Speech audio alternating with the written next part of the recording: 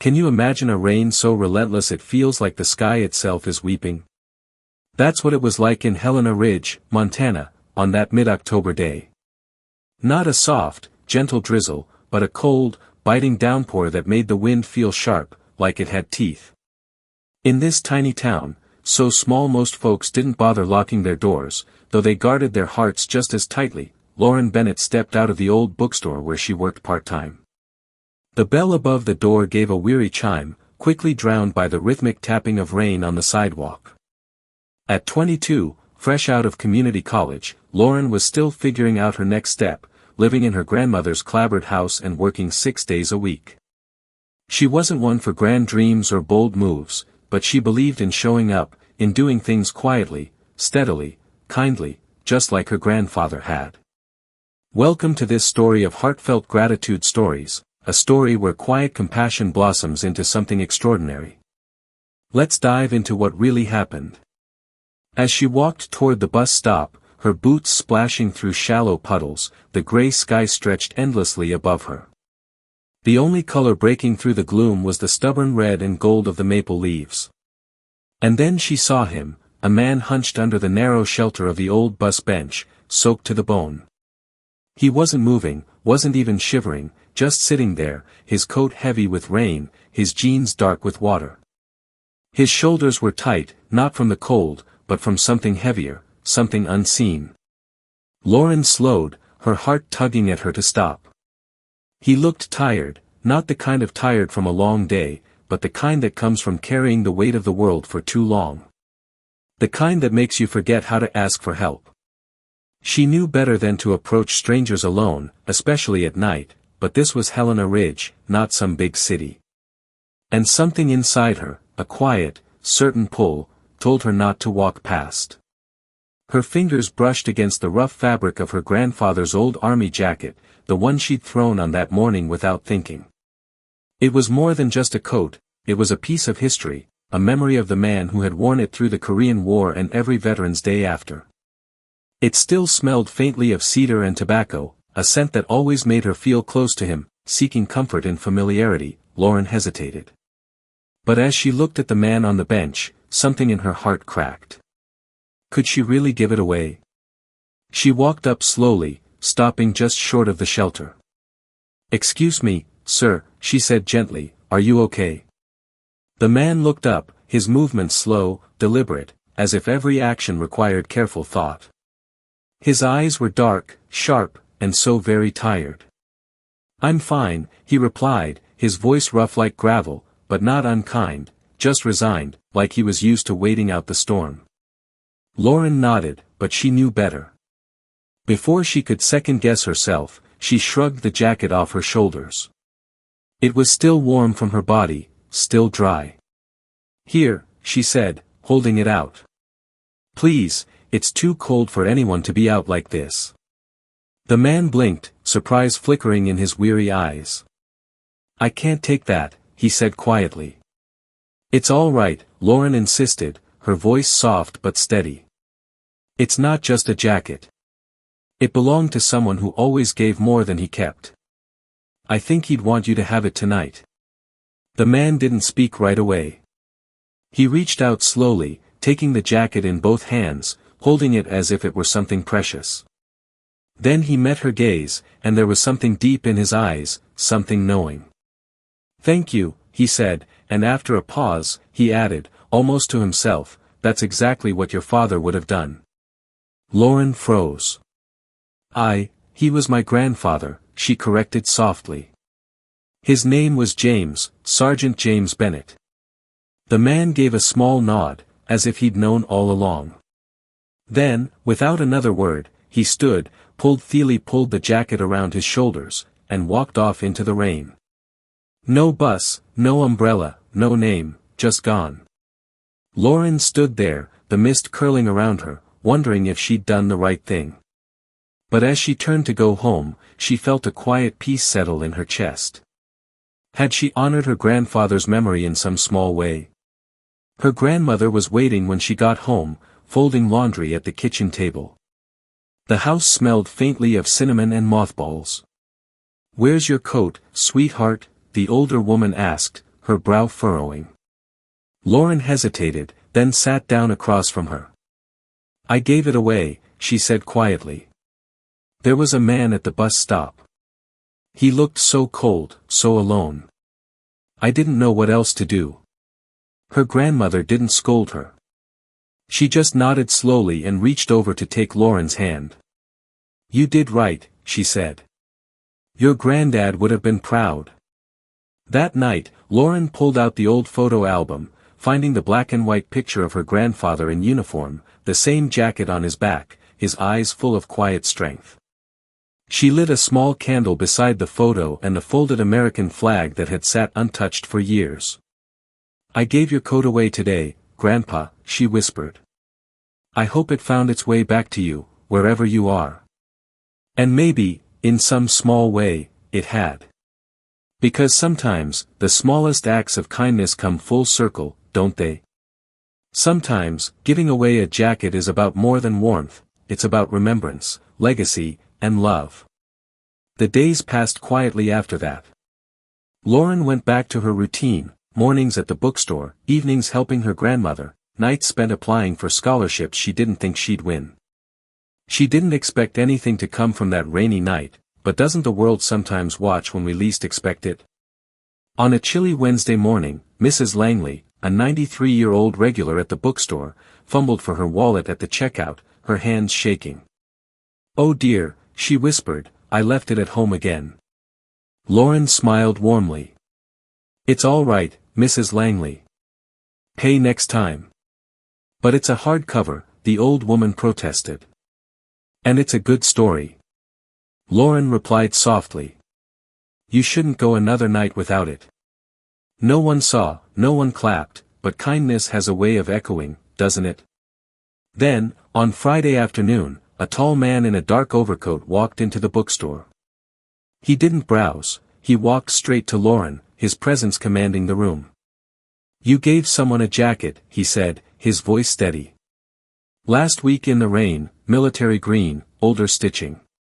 Lauren blinked, caught off guard. "Yeah, I did," she said slowly. "It was my grandfather's." The man nodded. "Do you know what generation it belonged to?" She hesitated. Korean War. He was a sergeant, James Bennett." The man gave her a long, unreadable look, then smiled faintly. "I see. Thank you." And just like that, he left, disappearing down the sidewalk without another word. Lauren's heart raced. Had the jacket found its way to someone who truly understood its meaning? That night, her grandmother pulled out a faded envelope from a drawer Lauren hadn't seen opened in years. "This was with the jacket when he came home," she said. "He never talked much about the war, but he kept this." Inside was an old Army inventory form, and at the bottom, in pen, issued to SGT James E. Bennett, 1st Marine Division, 1952. "Return not required. Return not required." Those words stuck with Lauren. Maybe the jacket was never meant to stay, it was meant to be passed on, to continue her grandfather's legacy of giving. Weeks later, something extraordinary happened. Before dawn, a thick fog blanketed Helena Ridge, and at 6:10 a.m., the silence was shattered by the unmistakable sound of a helicopter. Not just any helicopter, a military Black Hawk, descending into the field behind the elementary school. Lauren stepped onto the porch, coffee in hand, her breath fogging in the cold air. And there, stepping out of the helicopter, was the man from the bus stop, only now, he wore a full-dress uniform, 4 stars gleaming on his shoulder. General Raymond Cole. By the time the convoy reached her street, the whole town was buzzing. Lauren opened the door to find the general standing on her porch. "Miss Bennett," he said, his voice warm and certain, "I believe you and I met in the rain." Inside, he explained everything.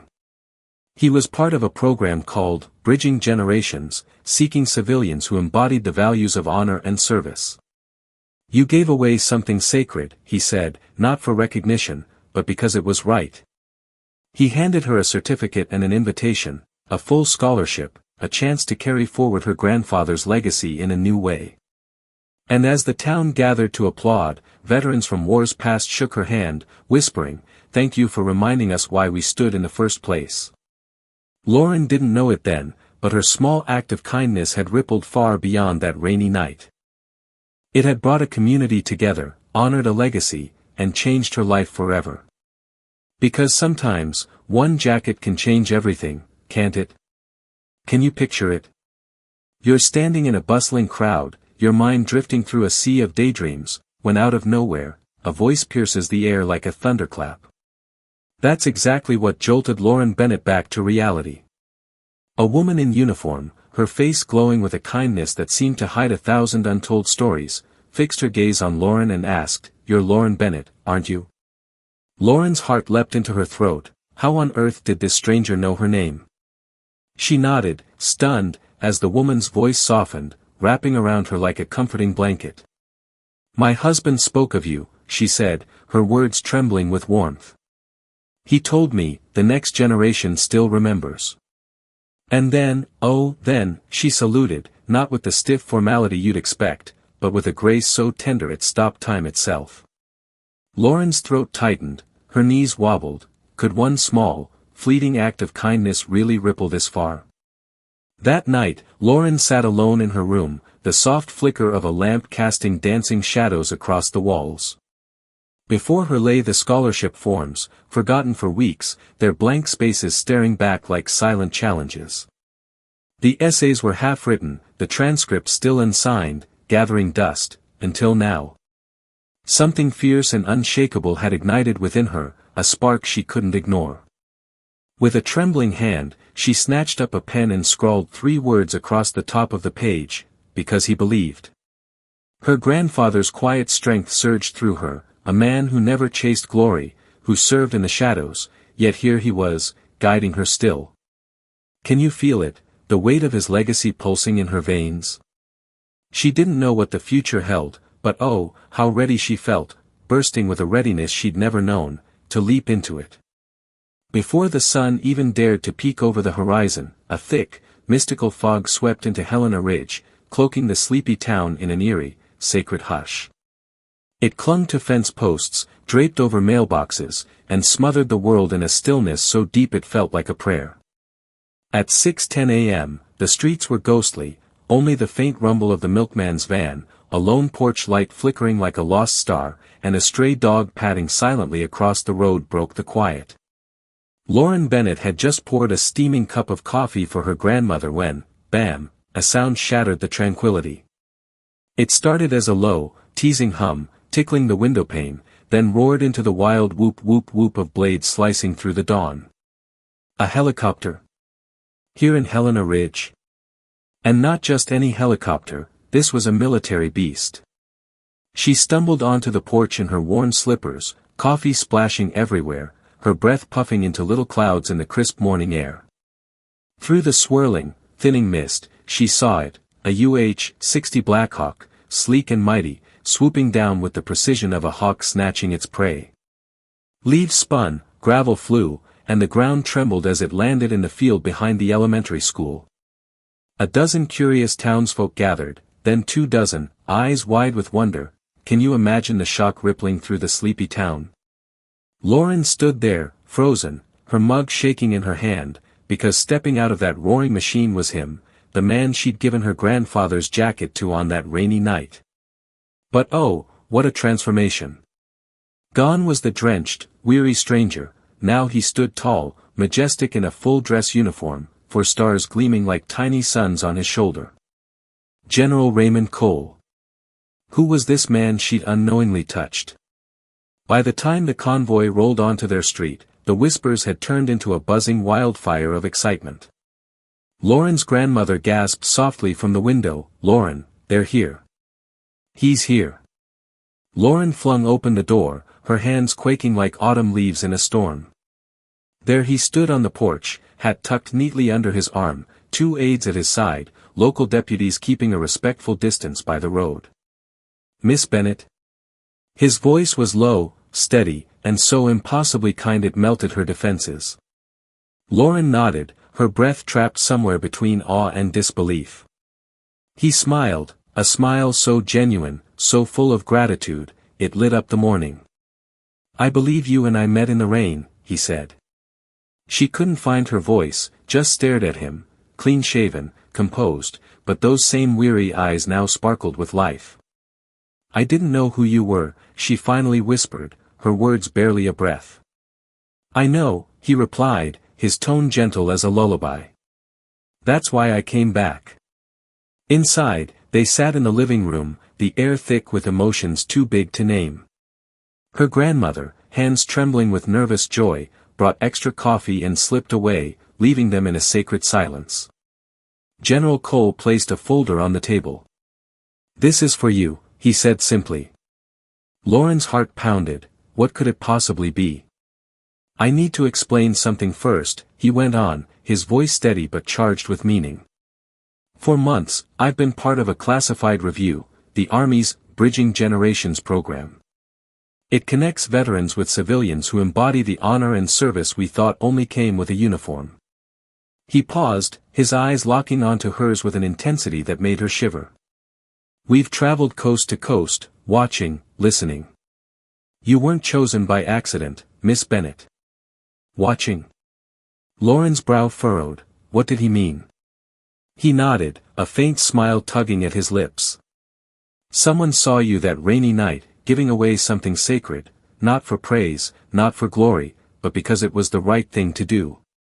He opened the folder, and there it was, a certificate blazing with her name in bold, proud letters. The Department of the Army and Bridging Generations Initiative recognize Lauren Elizabeth Bennett for demonstrating in both action and spirit the timeless values of honor, service, and quiet leadership in a manner reflective of the best traditions of the United States Armed Forces. At the bottom, in shimmering gold leaf, words that stole her breath, "A soldier's heart, even without a soldier's uniform." Tears pricked her eyes, hot and sudden. I don't know what to say," she whispered, her voice breaking under the weight of it all. "You don't have to," General Cole said softly, his kindness wrapping around her like a hug. "You already did when you gave that jacket away." Then he handed her an envelope. "This is an invitation, a full scholarship for someone who carries the spirit of the veterans before them. It's yours, if you'll take it." Was this real? Could this truly be happening to her? By 8 a.m., the street was buzzing with life, farmers in muddy overalls, teachers clutching steaming mugs, veterans in weathered caps, all drawn together in quiet awe. They watched as General Cole stepped outside with Lauren, and the applause began, soft, deep, a sound that carried the weight of reverence. One by one, veterans approached her, their hands clasping hers. "Thank you," one whispered, his voice rough with feeling. "For reminding us why we stood in the first place," another said, his words cracking with emotion. Her grandmother stood behind her, tears streaming down her cheeks, not from sadness, oh no, but from a joy so pure it felt like James Bennett was right there, alive in that moment. The helicopter lifted off like a quiet prayer, its blades humming a farewell that left Helena Ridge forever changed. Days later, the scholarship arrived in a plain envelope, full tuition, housing, an internship, and one line that set Lauren's heart ablaze, because sometimes the next chapter begins with one simple act of honor. She sat at the kitchen table, hands shaking as she held this incredible gift, so big, so beautiful. Her grandmother dabbed her eyes and chuckled, "Your granddad would be grinning so hard, he'd crack his dentures." Lauren's smile broke free, wide and radiant, her heart finally catching up to the goodness pouring over her. Within a month, she'd settled into a cozy apartment near the Veteran Resource Office, spending her afternoons planning field trips for kids to the VFW Hall, penning heartfelt letters to soldiers, and soaking in the stories of veterans. She didn't wear a uniform, but respect trailed her like a shadow, not for her clothes, but for the fire she carried inside. The jacket? It didn't come back to her, but soon she stood in the Veterans Hall, staring at it behind a glass case, preserved for all time. Above it, a plaque glowed with truth. "Kindness is a legacy, too," honoring Sergeant James E. Bennett and the granddaughter who'd shown what service really means. Lauren pressed her hand to the glass, letting him go, yet letting him stay. At the dedication ceremony, Walter Grady, a silver-haired Vietnam vet, stepped forward, his voice rough as gravel. "I've seen brave things, ugly things," he rasped. "But last month, I saw a girl give away a jacket like it was her last treasure, no hesitation, no audience." He paused, his eyes glistening with unshed tears. "I thought kindness like that died with us. She proved me wrong." The room swelled with quiet recognition. Lauren was seen, truly seen. She kept General Cole's letter close, its words a treasure. "Oh, Lauren, that jacket was legacy. You reminded me what we fought for, dignity, humanity, decency. You kept me standing." She didn't frame it, she carried it, cherished it. On the anniversary, she stood in the field where the helicopter had landed, the fog curling around her, the breeze whispering through the grass. Could she feel her grandfather's pride? Kindness lives on, passed forward like a torch, and with one jacket, Lauren changed everything. I believe kindness is the heartbeat of a meaningful life, and Lauren Bennett's story about giving away her grandfather's jacket proves it. It's not just a sweet tale, it's a gut punch of truth about how one small act can shake the world awake. When Lauren handed over that jacket to a stranger in need, she didn't just warm his body, she stitched a thread of hope through an entire community. That moves me deeply. It's raw, beautiful proof that we don't need money or power to matter, just a willingness to see someone else's pain and act. In a society obsessed with hustle and screens, kindness feels like a rebellion. We're so caught up in our own lives, rushing, scrolling, judging, that we miss the quiet chances to lift each other up. Lauren's choice hits me hard because it's so simple yet so rare. She gave a piece of her heart, honoring her grandfather while healing a stranger. That's the kind of legacy I want to chase. It makes me ache with hope and frustration, hope because it's possible, frustration because it's not everywhere. I feel this urgency, this fire, to live with that same courage. Kindness isn't weak or fluffy, it's fierce. It demands we stop, look, and care when it's easier to keep walking. Lauren challenges me, challenges us, to be brave enough to give without strings, to notice the shivering stranger. Her story leaves me inspired, teary, and determined. If one jacket can spark a revolution of compassion, imagine what we could do together. Let's make the world warmer, one fearless act at a time. Subscribe to Heartfelt Gratitude Stories, where quiet heroism shines like a beacon. Because even in our darkest moments, kindness finds a way, often in the stillest corners.